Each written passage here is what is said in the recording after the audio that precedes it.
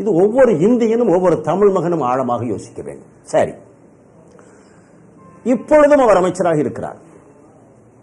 எப்பொழுதும் அவர் கேபினட் மந்திரியாக, கொள்கைகளை உருவாக்கும் கேபினட் மந்திரியாக இருக்கிறார். இப்பொழுது ஒரு நாணயமான ஒரு பிரதம மந்திரி அந்த தயாநிதி மாறனை அழைத்து, இப்படி உன்னுடைய நிறுவனமே இப்படி செய்திகளை முதலாக குற்றச்சாட்டை வெளியிட்டதாமே, அது உண்மையா பொய்யா, இன்றைக்கு நீ நிரூபிக்க தயாரா? ஒரு வார்த்தை கேட்க வேண்டாம். குற்றம் சாட்டியவரும் அந்த மந்திரி சபையில் இருக்கிறார், குற்றம் சாட்டப்பட்டவனும் இருக்கிறான். குற்றம் சாட்ட வேண்டியவர் வாயை பொத்திக் கொண்டிருக்கிறார். தமிழ்நாடு, இந்திய நாடு அதை பார்த்துக் கொண்டிருக்கிறது. எனவேதான் இப்பொழுது இந்த டேப் ராடியா யார்? பச்சையாக சொல்ல போனால் ராடியா என்பவர் இந்த மந்திரிகளை மயக்கி வாங்கி கொடுப்பவர், அதற்கு கொடுக்கிற போது வேறு பலவற்றையும் சேர்த்து கொடுப்பவர். அதுவும் ஜனநாயகத்திற்கு எவ்வளவு இழிவு என்பதற்கு ஒரு அடையாளம். இவர்களெல்லாம் நடமாட விடலாமா? இந்த செய்தி வந்த பிறகாவது அவர்களை எல்லாம் தடுத்திருக்க வேண்டாம். ஆனால் இன்றைக்கும் அவர்தான் அத்தனை அமைச்சர்களோடும் பேசிக் கொண்டிருப்பார், அத்தனை அமைச்சர்களையும் ஆட்டி படைத்துக் கொண்டும் இருப்பார். இவர் மட்டுமல்ல, இன்னும் வேறு பலர் இருக்கிறார். ஒரு அமைச்சரை நியமிப்பதற்கே ஒரு ராடியா சிபாரிசு செய்யலாம் என்றால் எதற்காக தேர்தல் நடத்துகிறார்கள்? எதற்கு இவ்வளவு செலவு, இவ்வளவு நாடாளுமன்ற உறுப்பினர்கள்? ஏன் இந்த நாடகம்? 4 ராடியாக்களை வைத்துக் கொண்டே முடிவு செய்யலாமே. எவனை அழைத்து இங்கே மந்திரியாக ஆக்கலாம், எவனை மந்திரியாக ஆக்க வேண்டாம் என்று. இத்தகைய அடிப்படை ஜனநாயகத்தை சாகடித்ததன் விளைவுதான் மத்திய அரசால் நியமிக்கப்பட்ட முழு அதிகாரம் படைத்த தணிக்கை அதிகாரி. கடைசியிலே கணக்கு பார்த்து நாம் அத்தனை பேருமே தவறாகத்தான் சொல்லிக் கொண்டோம். நாங்கள் 60,000 என்றோம், 70,000 என்றோம், சிலர் கொஞ்சம் துணிந்து 1,20,000 என்றோம். யாரும் 1,76,000 கோடிக்கு இந்த நாட்டுக்கு இழப்பு ஏற்பட்டிருக்கிறது என்பதை அரசியல் கட்சிகளோ தொழிற்சங்களோ சொல்லவில்லை, காம்ப்ட்ரோலர் ஜெனரல் சொன்னார். சொன்னதற்கு பிறகு தமிழ்நாடு முதலமைச்சர் சொல்கிறார், இவருக்கு யார் அந்த அதிகாரம், வரம்பற்ற அதிகாரம் வழங்கினார்கள் என்று. கொள்ளையடிக்கத்தானே அதிகாரம் வழங்கப்பட்டிருக்கிறது, அதை கண்டுபிடித்து சொல்ல இவனுக்கு யார் அதிகாரம் வழங்கினார்கள் என்று கேட்டார். இது என்ன இவரது இறுதி தீர்ப்பா? இனியும் பார்க்கிறேன் என்றும் ஒரு அறிக்கையை வெளியிட்டிருக்கிறார். இதற்கு பிறகு இது இனி வேறு வழியில்லை என்று நாடாளுமன்றத்தில் எதிர்க்கட்சியினர் அனைவரும் ஒன்றாக சேர்ந்து நாடாளுமன்ற குழு விசாரிக்கட்டும். விசாரிக்கப்பட்டதா இல்லையா? பொஃபோர் சூழலில் ஜேபிசி நியமிக்கப்பட்டதா இல்லையா? அதே ஜேபிசியில் ஆல்ரெடி அருணாவில் உறுப்பினராக இருந்தார் என்பதற்காக வீர வாழ் கொடுக்கப்பட்டதல்லவா? அதுதான் நேரு குடும்பத்திற்கும் ஒரு குடும்பத்திற்கும் உள்ள நெருக்கமான உறவு. அது 66 கோடி ரூபாய் சம்பந்தப்பட்டது. இன்று நாம் பேசிக் கொண்டிருப்போம் 1,76,000 கோடி. அதை வேறு வழியில் சொன்னால் தமிழ்நாடு வரவு செலவு திட்டத்தில் 3 ஆண்டுக்கான மொத்த தொகை. அரசு ஆண்டுதோறும் சமர்ப்பிக்க வரவு செலவு போன வருடம் 66,000 கோடி. அது ஏன் என்று கேட்க ஒரு எதிர்க்கட்சி, அதனுடைய கணக்குகளை பார்க்கிறது ஒரு அக்கவுண்டன்ட் ஜெனரல். இந்த 1,76,000 எதிர்க்கட்சி எது? யார் கணக்கு பார்ப்பது? எனவேதான் தணிக்கை அதிகாரி இன்னென்ன முறையில் ஏலம் போயிருக்குது. அவர் அந்த கணக்கை சொன்னதோடு மட்டுமல்ல, எவ்வாறு போனது, யார் யாருக்கு பலன் கிடைத்தது என்ற விவரத்தையும் வெளியிட்டு விட்டார். திங்கட்கிழமை அவர்கள் விற்பனை செய்கிறார்கள். உதாரணத்துக்காக வைத்துக் கொள்ளுங்கள். விற்பனை செய்த பிறகு ஒரு 10வது நாள் புதன்கிழமை வாங்கியவன் இன்னொருவருக்கு விற்பனை செய்கிறான். இவன் வாங்கி 7வது நாள் 10வது நாள் விற்பனை செய்கிற போது ₹1 வாங்கியதை 1000க்கு விற்கிறான். ஆனால் 2001 நிர்ணயிக்கப்பட்ட விலை 2008 வரையில் 1 பைசா உயரவில்லை. அதே ₹1 தான். அதே ₹1. ஆனால் ஒரு 10 நாளில் அது 1000 ரூபாயாக ஆயிட்டு. நான் ரொம்ப குறைத்து பேசி, ஏன்னா நமக்கு 1000ங்களுக்கு மேலே போய் பழக்கமில்லை. நம்மால் 76 லட்சம் கோடி. அதை நான் இப்போது யோசித்து பார்த்து, எவ்வளவு பேப்பராக அடிக்கினால் எத்தனை டன் இருக்கும், நாணயமாக உருக்கினால் எத்தனை லாரிகளில் ஏற்ற வேண்டியிருக்கும். ஒரு நாடே கொள்ளையடிக்கப்பட்டிருக்கிறது. கொள்ளையடித்த இவ்வளவு பணத்தையும் எங்கே வைத்திருப்பார்? அந்த கணக்குகள் பூராவும் இப்பொழுது வருகிறது. அதில் வேதனை தரத்தக்க வகையில் அவர் தொலைத்தொடர்பு பேச்சுவார்த்தையில் ஆனானப்பட்ட ரத்தன் டாடா தயாநிதி மாறனை இந்த துறையில் மந்திரியாக ஆக்கவிடக்கூடாது என்பதற்காக, ராஜாவை ஆக்க வேண்டும் என்பதற்காக முதலமைச்சருடைய மனைவி அம்மாள் என்பவருடைய அவருடைய பணக்கணக்குகளை பார்ப்ப CA சார்ட்டர்ட் அக்கவுண்டன்ட் நினைக்கிறேன், அவருக்காக வேலை செய்கிற ரத்னம் என்பவர் பெயரில் இங்கே சென்னையில் ஏதோ ஒரு கட்டிடத்தை, பெரிய கட்டிடத்தை கட்டுவதற்காக பணம் ஒதுக்கி, அதுவும் அந்த தொலைத்தொடர்பு. There is long conversation between Ratan Tata and Mrs. Radia, which establishes that Mr. Tata wanted to prevent Dayanidhi Maran from becoming telecom minister at any cost. பரதா அடுத்து டாடா த்ரூ வோல்டாஸ், வோல்டாஸ் இந்த நம்முடைய 4வது தெருவில் இருக்கிற main is in touch with Neera and Ratnam. Neera Radia and Ratnam. Ratnam யாரு? CA of Ammal, wife of M. Karunanidhi. They are apparently going to construct a building in Chennai on a land controlled by Trill, which the Karunanidhi family has paid off to DMK for keeping Maran out of telecom. என்ன பேரம் என்று பாருங்கள். இது ஏதோ நான் ஆனந்த நம்முடைய பத்திரிகையினுடைய வார பத்திரிகையிலிருந்து, தினப்பத்திரிகையிலிருந்து யூக செய்திகள், டீக்கடை செய்திகள் என்று எழுதுவதில்லை. சிபிஐ 9 தொலைத்தொடர்பு தடங்களை பதிவு செய்து எடுத்தது இப்பொழுது சுப்ரீம் கோர்ட்டுக்கு சமர்ப்பிக்கப்பட்டிருப்பதனுடைய ஒரு பிரதியிலிருந்து வாசிக்கிறேன். இவைகளெல்லாம் இனிமேல் உச்ச நீதிமன்றத்தின் முன்னாலே வரலாம், வர வேண்டும். வர வைப்பதற்கு நாம் கட்டாயம் முயற்சிக்க வேண்டும்.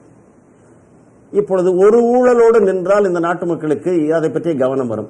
தொடர்ந்து பல ஊழல்கள் வந்து விட்டதல்லவா. நாம் இதை பேசிக் கொண்டிருக்கிற போதே காமன்வெல்த் கேம்ஸ், அதிலே ஒரு ஊழல், மும்பாயில் வீடு கட்டியதில் ஒதுக்கியதில் ஊழல், இப்பொழுது கர்நாடகாவில் அமர் வீடு கட்டியதில் நிலம் ஒதுக்கியதில் ஊழல், தொடர்ந்து கிரிக்கெட் விளையாட்டிலே ஊழல். சுருங்க சொன்னால் இந்த நாட்டினுடைய ஆட்சி அரசியல் கட்டமைப்பு என்பது அழுகி சீரழிந்து கெட்டு போய்விட்டது. இது ஏதோ ஒரு நோய் 2 நோயாளி அவனுக்கு பார்ப்பது என்ற காலம் கடந்து விட்டது. முழுமையாகவே இந்த கட்டமைப்புகளையும் இதற்கு கட்டமைப்புகளை பாழடிப்பதற்கு பொறுப்பான கட்சிகளையும் களையெடுத்தாலன்றி, வள்ளுவ பெருந்தகை சொன்னது மாதிரி, கொலையிற் கொடியாரை வேந்து ஒருத்தல் பைங்கூழ் களை கட்டதனுடைய களை எடுப்பது போல எடுத்து வேரோடு பிடிங்கி எரிந்தாலன்றி இந்த நாடு தப்ப முடியாது. கொடி கொடியாக வருவதை சொல்லலாம், வருவது பூராமே கொள்ளையடிக்க வரும்.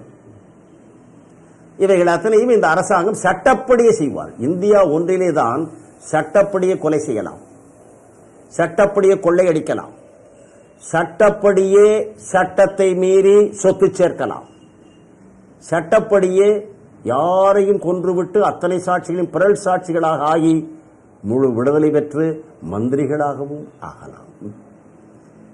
இனி என்ன மிச்சம்? எதை நம்பி இந்த மக்கள் யாரிடம் போய் புகார் கொடுப்பார்கள்? எந்த குறைகளை எங்கே முறையிடுவார்கள்? ஏதாவது ஒரு இடம் இருக்க வேண்டும் அல்லவா? அத்தனை துறைகளிலுமே இன்றைக்கு மக்களுக்கு அவநம்பிக்கை வந்திருக்கிறது.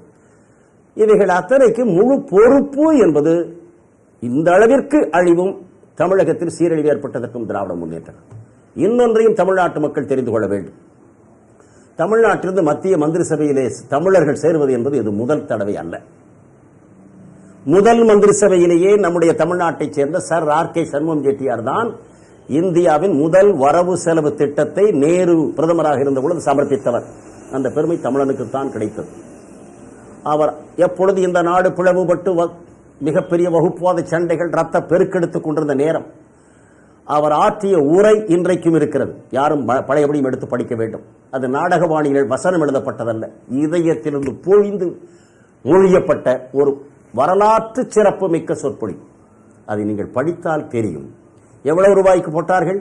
1300 கோடி. அதுதான் நாடு முழுமைக்குமான வரவு செலவு. ஒரு நாடு முழுமைக்குமான 365 நாட்களுக்கான வரவு செலவு திட்டம். பண்டிட் உலக புகழ் பெற்ற தலைவன் தலைமை தாங்கிய அரசுக்கு வருமானம் ஒரு 1300 கோடி. இப்பொழுது இது மணல் அழுகிறவனே பார்த்தால் சிரிப்பான். அன்றைக்கு அது அரசின் வருமானம், தேசத்தின் வருமானம். அடுத்து அது புகழ் தேடி தந்தார். அவர் காங்கிரஸ் கட்சியும் அல்ல, திராவிட முன்னேற்ற கழகம் அல்ல. அவர் ஒரு சுதந்திர மனிதர். சுருங்க சொன்னால் வெள்ளை அரசாங்கத்திற்கு ஆதரவான ஜஸ்டிஸ் கட்சிக்கு சார்புடையவராக இருந்தார். பெரியாரோடு பழக்கமுடையவராக இருந்தார். ஆனால் நாணயமான மனிதர் என்று பெயர் பெற்றதால் தமிழ்நாட்டு மக்களுக்கு பெயர் பெற்று தந்தார். கொள்கை ரீதியில் பார்த்தால் எங்களுக்கும் அவருக்கும் ரொம்ப சங்கடமெல்லாம் வரும். ஆனால் திறமை என்று பார்த்தால் அவருக்கு முன் தலை வணங்க வேண்டி வரும். மாபெரும் தமிழன், தமிழ்நாட்டுக்கு பெருமை தேடி தந்தார். அதற்கு பிறகும் பலர் இருந்தார்கள். டி கிருஷ்ணமாச்சாரி நிதியமைச்சர் பொறுப்பில் இருந்தார். அவர் நிதியமைச்சராக இருக்கும்போது இந்திய அரசினுடைய நிதி கொள்கையை த ப்ரொக்ரெசிவ் டாக்ஸேஷன் என்ற கொள்கை அடிப்படை கொள்கையாக கொண்டு வரப்பட்டது. அவரே ஒரு பெரிய முதலாளி தான். ஆனால் அவரை கண்டு இந்திய முதலாளி அனைவருமே அலறினார்கள், கதறினார்கள். அவர் மீது கடைசியிலே முத்ரா ஊழல் என்று வந்தது. சொல்லப்பட்டு வாக்கியம் முடிவதற்குள் பதவியை தூக்கிவிட்டேன். ஜவஹர்லால் நேரு ஓடி போய் தோளை பிடித்து சொன்னார், உன் உதவி எனக்கு தேவை, நீ பதவியை விட்டு விலகக்கூடாது என்றார். ஆச்சரியப்படத்தக்க வகையில் எதிர்க்கட்சியில் இருந்த கம்யூனிஸ்ட் கட்சி உட்பட நீங்கள் குற்றவாளியை நிரூபிக்கப்படுகிற வரையில் நீங்கள் விலக தேவையில்லை என்று சொன்ன போதும், ஒரு குற்றச்சாட்டு சந்தேகம் என்று எழுந்த பிறகும் நாட்டினுடைய நிதி பெட்டி அதனுடைய சாவியை வைத்துக் கொண்டிருப்பதற்கு எனக்கு அருகதை இல்லை. நாணயத்தை காப்பாற்ற நாணயமுள்ள மனிதன் வேண்டும், அந்த சாவியை அத்தகையரிடம் கொடுப்பேன் என்று கொடுத்துவிட்டு அன்று மாலையே சென்னைக்கு வந்து சேர்ந்தார். அவரை வரவேற்ற காமராஜரும் அன்றைக்கு என்ன பத்திரிகைகளுக்கு செய்தி கொடுத்தார்? மந்திரி பதவியை தூக்கி எறிந்து விட்டு வந்திருக்கிறார், ஆனால் தமிழர்களுடைய பெருமையை காப்பாற்றி கொண்டு வந்திருக்கிறார் என்று சொன்னார். இன்று தமிழருடைய பெருமையா? அதற்கு பிறகு சி சுப்பிரமணியம். ஒரு மொழிக் கொள்கையில் இந்திரா காந்தியாரோடு கொள்கை மாறுபாடு ஏற்பட்ட உடனேயே விலகுகிறோம் என்று வந்தார்கள் அல்லவா? ஒரு கொள்கைக்கா? வாழப்பாடி ராமமூர்த்தி இதே காவேரி பிரச்சனைக்காக அவர் எடுக்கவில்லை என்று சொன்ன உடனே மந்திரி சபையை விட்டு உடனே விலகினார் அல்லவா? இவர்களெல்லாம் துணிச்சலோடு தமிழ்நாட்டு நலனுக்காக பதவிகளையும் தூக்கி எறிந்தார்கள். இருந்தபோதும் தமிழ்நாட்டு நலனுக்கு பெருமை தேடி தந்தார். டி கிருஷ்ணமாச்சாரி, சி சுப்பிரமணியம் என்று வரிசையாக வந்தார்கள். இறுதியில் சுரங்கங்கள் அனைத்தையும் அரசுடைமையாக்கி தோழர் மோகன்குமார் மங்கலம் இந்த நாட்டுக்கே பொதுத்துறை பலப்படுத்தி புதிய வழி அமைத்துக் கொடுத்தார். ஆர் வெங்கட்ராமன் குடியரசுத் தலைவராக இருந்து நற்பெயரோடு தான் ஓய்வு பெற்றார். அதற்கு பிறகு குடியரசுத் தலைவராக அபுல் கலாம் வந்தார். இன்றைக்கு அநேகமாக இந்திய மாணவர்கள் மாணவிகள் மத்தியில் தேர்தல் நடந்தால் மிக அதிக வாக்குகளை பெறக்கூடிய சினிமா நடிகர்கள் கூட அல்ல, கிரிக்கெட் வீரர்கள் கூட அல்ல, அவரோட அதிக வாக்குகளை பெறக்கூடிய ஒரு மாபெரும் மக்கள் குடியரசுத் தலைவராக அவர்தான் திகழ்கிறார். இவர்கள் அனைவருமே தமிழன் பெருமையை தரணிக்கு உணர்த்தியவர்கள், அனைத்தையும் குழி தோண்டி புதைத்தவர்கள் இந்த திராவிட முன்னேற்ற கழகத்தை சார்ந்தவர்கள். எனவே தமிழகம் ஏதோ கொள்ளையடிக்கப்பட்டு விட்டது என்று மட்டுமல்ல, தமிழ்நாட்டினுடைய பண்பாடு, அதனுடைய பாரம்பரியம் அனைத்தும் தொலைக்கப்பட்டிருக்கிறது என்பதை கொஞ்சம் நினைத்து பார்த்து இந்த சிக்கலில் நாம் அனைவருமே பங்கெடுத்து நியாயம் பெறுகிற வரையில் ஒன்றுபட்டு நின்று குற்றவாளிகளை குற்றவாளி கூண்டில் நிறுத்தி தூக்கிலிட வேண்டாம், ஒப்புக்கொள்ள வைத்து விட்டாவது, நாட்டுக்கு அறிவித்து விட்டாவது அதை முடிக்க வேண்டும். அதுவரையில் இந்த சிக்கலை விடக்கூடாது. 1,76,000 கோடி பலன் பெற்றவர்கள் யார் என்ற விவரம் வெளிவருகிற போது அப்பொழுதும் இந்த தமிழ்நாட்டில் உள்ள ஒரு குடும்பத்தினுடைய முழு கதையும் வெளிவரும். இப்போ அதிமுக பொதுச் செயலாளர் செல்வி ஜெயலலிதா அவங்க அறிக்கையில் இந்த ராஜாவுடைய ரெசிக்னேஷன் அப்படின்னு சொல்றது இந்த போராட்டத்துடைய ஆரம்பம்தான் அப்படின்னு சொல்லியிருக்காங்க. அதோடைய அர்த்தமும் இதே இதில் தான். அழுத்தம் திருத்தமா அவங்க சொன்னதே, ராஜாவை நீங்கள் இதுவரைக்கும் தயங்கிட்டீங்க 2 வருஷமா, இப்பொழுதாவது இவ்வளவு அம்பலமானவராவது அவரை விலக சொல்லுங்கள். அதையும் சொல்லியிருக்காங்க, விலக சொல்லுங்கள். விலக மறுத்தால் விலக்கி விடுங்கள். விலக்கியவுடன் அவர்கள் கோபப்பட்டு உங்கள் மந்திரி சபை கவிழ்க்க முயன்றால் கலங்காதீர்கள். அதை ஈடு கொடுத்து உங்களுக்கு தோள் கொடுத்து நிறுத்துவதற்கு எங்கள் கட்சியின் நாடாளுமன்ற உறுப்பினர்களை உங்களுக்கு தர தயார். இவ்வளவும் சொன்ன பிறகாவது நடவடிக்கை எடுப்பீர்களா என்பதுதான் அவருடைய கேள்வி. அதை படித்த பிறகும் நடவடிக்கை அவர்கள் எடுக்கவில்லை. உச்ச நீதிமன்றம் மற்றவர்கள் சொன்னதுக்கு பிறகுதான் தவிர்க்க முடியாமல் எடுத்துவிட்டு, எடுத்த பிறகு இனி வரப்போகிற வழக்கிலிருந்து காப்பது எப்படி என்பதிலே தான் இப்பொழுது சடுகுடு ஆடிக்கொண்டிருக்கிறார். அது விசாரித்தால் போதாதா, இது விசாரித்தால் போதாதா, அதில் எல்லாம் வந்து விட்டதா என்பதை கபில் சிபலை வைத்து வாதாட விடுகிறார்கள். மற்றவர்களும் வாதாடுகிறார்கள். ஆனால் எத்தனை பேர் வாதாடினாலும் சரி, தவறான இறந்து போன ஒரு உடலை எந்த மருத்துவராலும் உயிர்ப்பிக்க முடியாது. அதுபோல ஆதாரம் இல்லாத, அடிப்படையே இல்லாத எந்த வழக்கையும் தலை சிறந்த வழக்குரைஞனாலும் வாதாடி வெற்றி பெற முடியாது. நியாயம்தான் வெல்லும், அதில் மட்டும் சந்தேகமே இல்லை. அதற்குள் சேதங்கள் அதிகமாக வரவிடாமல் பார்த்து சேதத்தை தவிர்த்து செய்ய வேண்டும். அந்த வகையில் அம்மையார் விட்ட அறிக்கையும் சரி இதை உந்தி தள்ளுவதற்கு பெரும் உதவி செய்திருக்கிறது. இந்த நீரா ராடியா டேப்ஸ்ல இருந்து நமக்கு புரியுற ஒரு விஷயம், இந்த மாபெரும் ஊழல், மெகா ஊழல் அப்படின்னு சொல்ற ஒரு இது வந்து ராஜாவோடைய கிரியேஷன் கிடையாது. அதுக்கு முன்னாடியே பிளானிங் நடந்திருக்கு அப்படின்னு சொல்ற ஒரு இந்த வழியா உரையாடல நிறைய மற்றதும் சேர்ந்து வருது, கிரிக்கெட் உட்பட வருது, நிலம் வாங்கியது வருது, இது எல்லாமே இன்டர்லிங்க்டா வருது. பத்திரிகைகளை செய்தி போட விடாமல் தடுப்பதற்கு என்ன செய்தால் என்பதும் வருகிறது. ஊழல்களுடைய மொத்த ஊற்று எங்கே இருக்கிறது என்பது அத்தனையுமே